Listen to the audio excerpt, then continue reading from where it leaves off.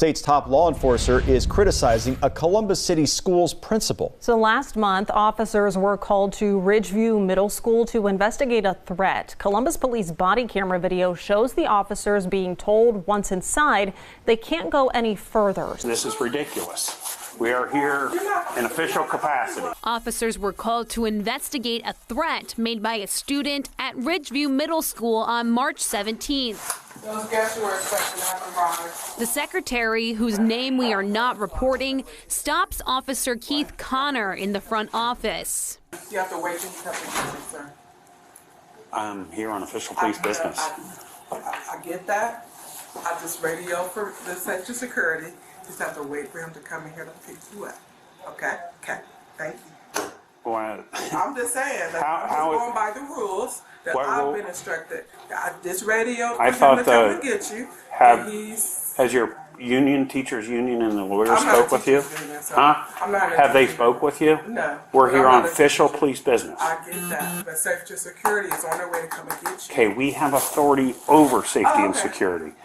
Do you understand that? We're Columbus Police. I have authority over my principal. You do not over my principal to me. So she tells me for you guys to wait. You're not the first one to go through this. And I'm not trying to be combative, but he told me to let you know, let him know when you got here. He's going to let you know. And I just read on him. He's coming to get you. Okay? Okay, well. I'm just telling you what I go through. Okay, but did the union and the lawyers speak with? Did they speak with you? No. They have not. And I'm not in the teachers union, so no, they wouldn't speak with me.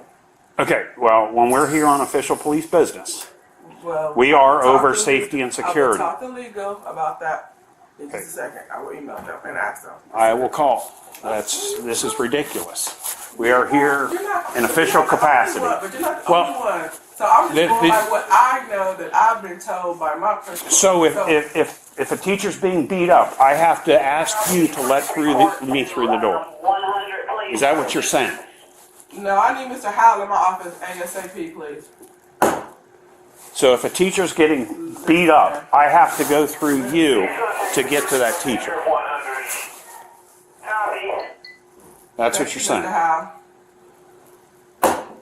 So yeah, I'm just telling you what I was told. So if they have an emergency here, she has to decide if it's a big enough emergency. Talk to them and let them know what they need to do. Are you taking them out that way? Or are you taking them out? What's going on? I'll put them in the conference room for right now. Thank you, please.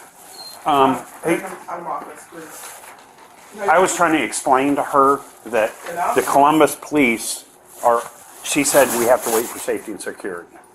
Columbus police are over safety and security. If there's an emergency here, I don't need to explain to her, I need to get in here and get in here now instead of go through this. What? Not according to the district rules that they give us. Now, there's an active shooter, we have to so if you have a shooting, she's going to sit here and determine to let us in. That's not acceptable. They go back and forth for about 4 minutes. Then school principal Natalie James enters. Hey guys, I was in a meeting, so I know Mr. Howell, come on back over here, please. Open the door, please. So what I'm going to do is get back a hold with the teachers union. I'm going to get a hold of legal because. What does the teachers union have to do with this? Because it seems like they're some of the only people that have pull. If we have an emergency at the school, I should not have to explain to this woman why I'm here. I don't come here for party time. I come here on official police business. This is a game we've been playing for years. This is a game we no longer want to play with you. You should be welcoming us. You called us. If you don't want me here, and if you want me to beg you to get through that door, don't call me now.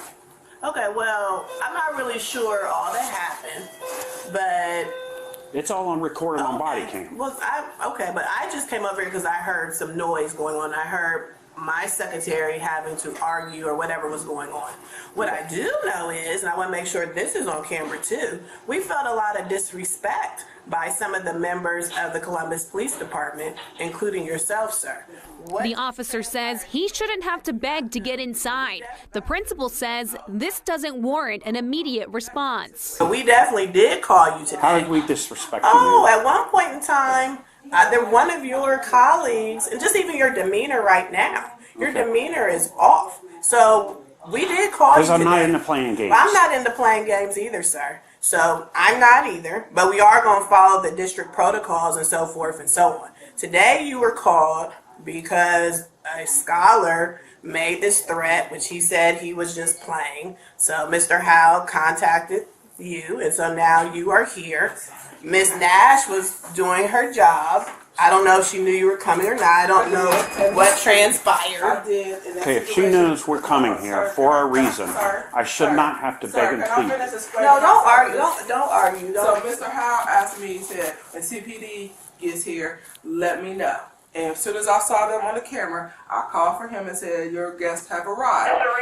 Nobody, if there was a situation would have been warranted that it was immediate or whatever, I would have been told because I'm the first point of contact. But that wasn't the case. The case was, when they get here, let me know. And that's what I did. But then I get combative because, oh, I need to go through, blah, blah, blah. That type of situation. Well, then the other caveat too that we've been told from our district is that the police can't just go all over the building and do whatever you want to do. That has been established too. Now, if it was an active shooter, that's something totally different. But that's not what's going on right now. But there are rules and protocols. So if a teacher's and so being forth. assaulted, So if a teacher's being assaulted, so And- there was a breakdown on that too, which Mr. Howell and I discussed as well. But the assault had already taken place. But nonetheless, the teachers called, so they were the ones who made the phone call, and then they had already given information over the phone as to the scholar. Now it gets back to me that allegedly I stopped information or whatever. Yes. That's not true, sir. You and I only talked once. When I came You out said, of "I my will not office provide door," that student's No, I did information. not. You asked me, was Yes, he ma'am. going to be suspended? I said, I cannot share that information with you, and walked away. That was the only conversation you and I had on that day. in the last 2 years, I know you have refused to provide Because we student followed the information. district protocol. But that's not your Yeah, protocol. we Now, have are some- you there's to some give me that protocol. student's information now? It depends on what the situation is. Are you to get, if It in an depends assault, on what the situation is. If those Not teachers for are- me, the teachers are to give that. They were the no, ones who called. you are the principal No, of that's this not building. how it works. They were the ones who called. You had the conversation with them.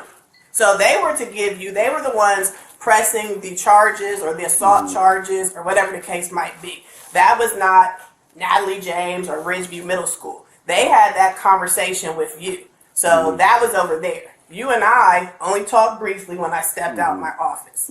So You've constantly said refused information. Are you denying that? I follow district protocol, Okay, and the wow. only reason, and to be honest, I do not feel comfortable even interacting with you right now. The only reason why I came out because there was something going on Okay. in the office, and I stepped over here. Okay, I will get because with the there was attorneys. there's some arguing going on over here with my secretary. We have safety and security for a reason. Mm-hmm. I personally do not feel comfortable even speaking with you, to be quite honest, I don't. because of the way that, because I believe that you do not even have my safety in mind. So I'm just being very clear. Okay, and So- as an administrator, can I give you my feeling? You, for some reason, you don't like the police, and you want to make things so difficult for us that we don't want to come to your school. And listen, I listened to you, did I not? You did. You are, and I don't know what in your life happened that you hate us so much that you don't want to cooperate. But the teachers union, and I've talked with them, I'm gonna pause you because it's not going to be a back and forth. I don't have any hate towards the police or anything like that. There are some who come in over to Ridgeview who are just fine, but all of this and escalatedness and so forth and so on, I do not feel safe. I don't feel comfortable. But Yeah, because that's I'm the building ridiculous. principal, You're ridiculous. That's and I ridiculous. heard what You was don't going feel on, safe right then now. I came on. You don't feel safe right now. I do not. Okay, well So, then why don't Mr. you go back to your Well, office and I hide am. in safety? So, Mr. Howe, And I'll did you deal provide with him them. with the information? I'm going to walk out and give it to you. Okay. I can only give you Yeah, just give me the top half, and that's fine. I need name, date of birth, and his contact information. Yeah, that's what I'm gonna give you. And then, like I said, And that's what we had not been provided in the past, so that's actually a benefit for us today. Because we were the ones who called the school. We called from our end. Well, you haven't been willing to do that before. So now, there has been some changes. There has been some changes. And you've been forced to give us some information that we've We've needed. been following the rules. You never have. This is a first for you. I'm impressed. May I have your badge, mister? And we can play this tape for the union and who else ever wants to see it at the school board. So, I appreciate your time. Yeah.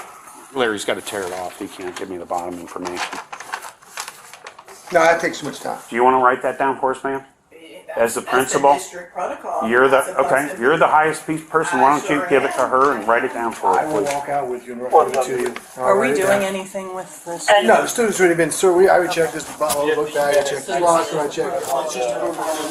What's concerning is she kept stating our protocol says you cannot come in. That is not their protocol. The Fraternal Order of Police now sending this letter to city schools officials and the Education Association, requesting a meeting to get answers about district protocols and talk about what happened.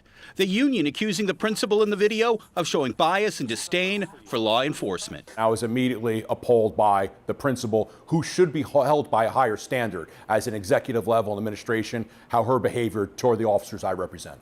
In the video, you can hear James say she does not have any hate towards police. She's just following protocol. If it was the active shooter, that's something totally different. But that's not what's going on right now. We reached out to Columbus City Schools to get details about those protocols the principal was talking about to officers. Columbus City Schools responded in a statement. They did not provide information about the protocols, but tell us it has an ongoing collaboration with CPD to ensure school safety.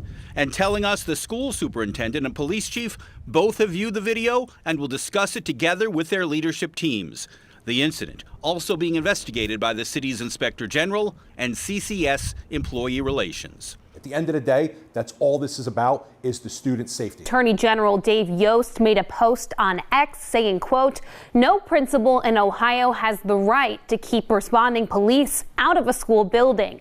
Before officers arrived, the school did find the threat to be not credible. Brian Steele, president of the Capital City Fraternal Order of Police Lodge No. 9, told the Post in an interview that James has implicit bias and disdain for law enforcement and a history of interfering with police business. This has been going on for years with this one principal, who has an ongoing pattern of hindering law enforcement, Steele said, citing upwards of a dozen incidents between James and Columbus police officers. Steele says he's been fielding calls from Ridgeview parents outraged over James's behavior. James DiOrio is the parent of a 6th grade son at Ridgeview Middle School. He called James's interaction with the cops shameful, but wasn't surprised at what he saw. "She shows no respect to anyone," DiOrio told the Post. "The principal at that school is pretty much a czar. She makes her own rules, and her opinion is the only one that counts." Officer Keith Connor, who responded to the March 17th incident at Ridgeview, expressed a similar sentiment after leaving the school that day. "She is absolutely the most uncooperative person that I've ever dealt with in a school system," Connor is heard saying on the body cam footage. That followed a nearly 10-minute argument with James and the secretary, in which both insisted that school protocol precluded the officers from entering without the school security officer. "What we've been told by the district is that the police can't just go all over the building and do whatever you want to do," James told the two officers on the scene, before adding that she felt threatened by them. "I don't have any hate toward the police, but all of this escalatedness and so forth and so on. I do not feel safe, I don't feel comfortable," she said. Officer Connor repeatedly explained that law enforcement has authority over school safety and security officials and shouldn't have to wait for permission to respond to an emergency. "For some reason, you don't like the police, and you want to make things so difficult for us that we don't want to come to your school," Connor said to James in the recording. "I don't know what in your life happened that you hate us so much that you don't want to cooperate." Ultimately, the two officers left the school without making contact with the student responsible for the hoax. The incident is currently under investigation with the City of Columbus Department of the Inspector General, which declined to comment on the matter, which is under active review. Steele says he reached out to Columbus City Schools Superintendent Angela Chapman to clarify the district's protocol regarding police officers conducting official business on school premises, and she assured him she is looking into the issue. What she did was illegal. You can't make a policy that trumps state and local law, Steele told the Post. That's not how that works. Columbus City Schools spokesman Mike DeFabo told the Post that Dr. Chapman and Columbus Police Chief Elaine Bryant both reviewed and discussed the footage and will have a meeting with both of their leadership teams to reinforce commitments and expectations. I made it clear to the chief of police that any action to discipline Connor will not be tolerated. In conclusion, no formal charges resulted from the incident.